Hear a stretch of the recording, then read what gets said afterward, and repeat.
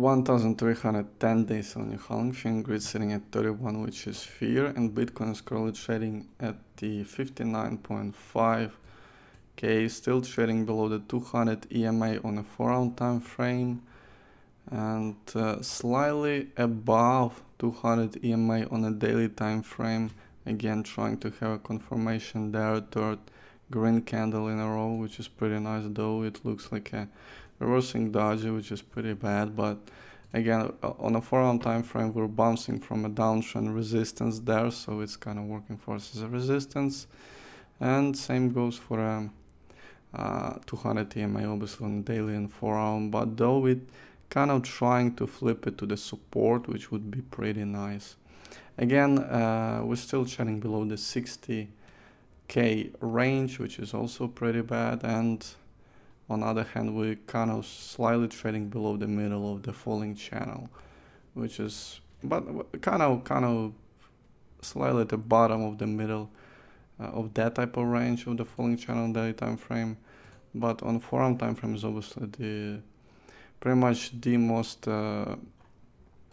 concerning time frame that is evolving in the current time because of this downtrend, and obviously 200 EMA that is working for us as a resistance. So let's look at the other EMAs. Again, plenty of other EMAs working for us as a support and a resistance on 4-hour time frame. For example, 100 EMA is working for us as a resistance, and 50 is already flipped to the support side. On the daily time frame, 200 is kind of again trying to make like support type of zone, and the 20 EMA is kind of a resistance there. On the weekly time frame, again, we got 1 day left till the new candle, so you can imagine not that big of changes there. Obviously, the same resistance that we had a bounce from is 20 EMA on the weekly time frame, and support for us would be 50 EMA if we're gonna be looking at that. So resistance for us would be at 61.4k and support for 53.6k if we're gonna include EMAs as a important indicator. Obviously, monthly time frame, pretty big time frame, no changes there. MACD is still looking pretty concerning for us on a monthly time frame, but candles are still looking pretty nice. Where the bottom of the candle, the shadow of the candle is getting bottom pretty quickly, which is pretty nice. It's pretty nice. But again, if you're gonna trade above 60k, would be perfect. Again, we're trying to go above the 60k, and obviously at least for next couple of days, and obviously trying to break this resistance, downtrend resistance 4-hour time frame and 200 EMA, which is currently sitting at 61.2k. So yeah, we're gonna be keeping an eye on 200 EMA and a falling channel in general on daily time frame. Ethereum, not that much of a difference or movement on Ethereum. Slight downtrend compared to the Bitcoin, and obviously you can imagine the same goes to the Ethereum Bitcoin pair. It's like going down again, still trading at the bottom of a falling channel, falling wedge on a daily time frame. Ethereum Bitcoin pair, obviously Ethereum is going down there, sitting at the bottom of it. Same goes to the dominance. You can imagine the same correlation there. BTC dominance currently trying to test the 57.5% resistance. Still no breakout there, still no confirmation. They're currently sitting at the 57.4%.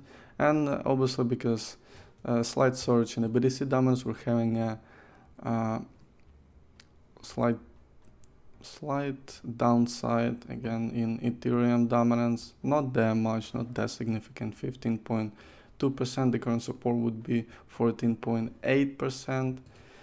And that's pretty much it for Bitcoin and Ethereum. Again, gonna be keeping an eye on TA. So that's pretty much all TA for today. And gold is continuing to surge, currently sitting at the 2.5k dollars. So again, it's pretty good for a gold box. If you're holding gold, you're definitely in a lot of profits again on when it comes to the TA. We definitely we're kind of trading above all of the all-time highs, so you can imagine not that big of a TA there. Obviously, we're trading about the 200 EMA on a weekly time frame, which is there. You can see it's a pretty good indicator on if you're a trader. Again, buying below, selling above. So that's pretty much all TA. Let's move on to the news. Again, pretty sure yesterday we had similar news. So Dubai approves Bitcoin and crypto salary payments. So it's just like a general statement there. Also, billionaire Peter Thiel tells Joe Rogan that Bitcoin is such a big deal that society does not know how to process and recognize it immediately. So again, meaning that Bitcoin needs a little bit more time to mature, to grow. And in general, we can see that Bitcoin, let's look at the bigger time frame. If you're gonna, for example, look at from 2012, you can see that it's maturing, it's growing. It's obviously need time if you're gonna be that extremely bullish. For example, 100K, it's definitely needs some time.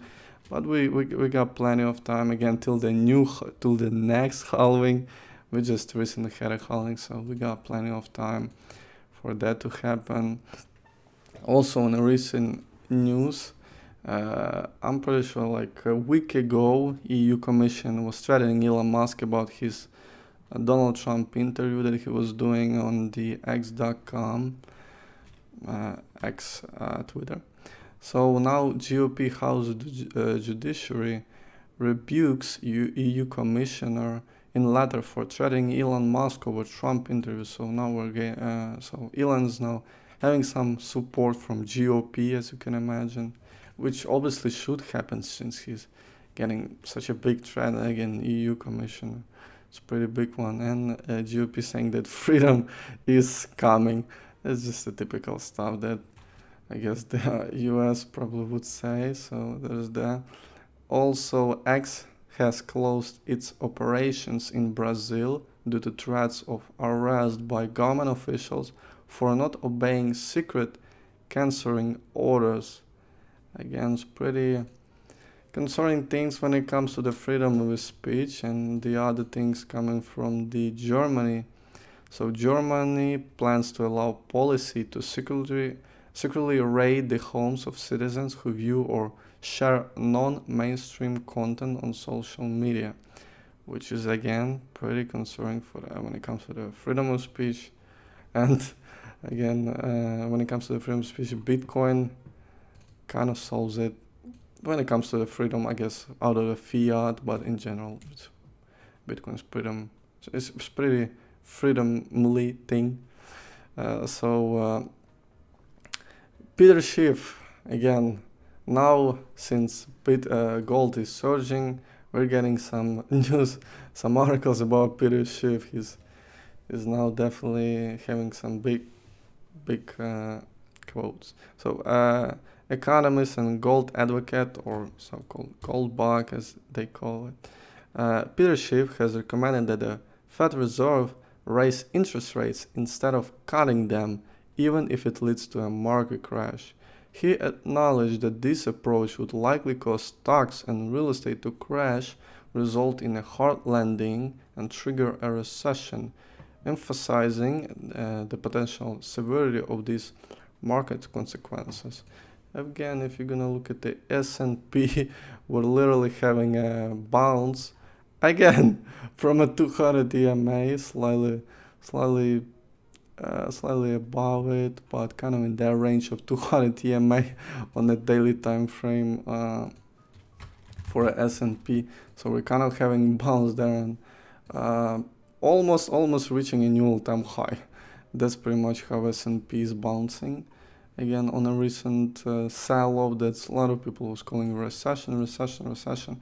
But again, we had like a whole year over the uptrend on or half of the year, I would say, of constant uptrend on a S&P. Like you need to cool off that type of a bullish momentum, So stuff like that happens. So but the bounce is definitely pretty huge there.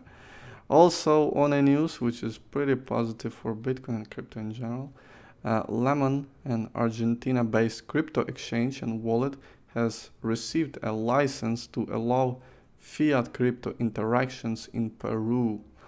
So again, more adoption, more positive sentiment for the Bitcoin, which is pretty nice, and crypto in general. Again, the current BTC market cap is sitting at $1.1 trillion.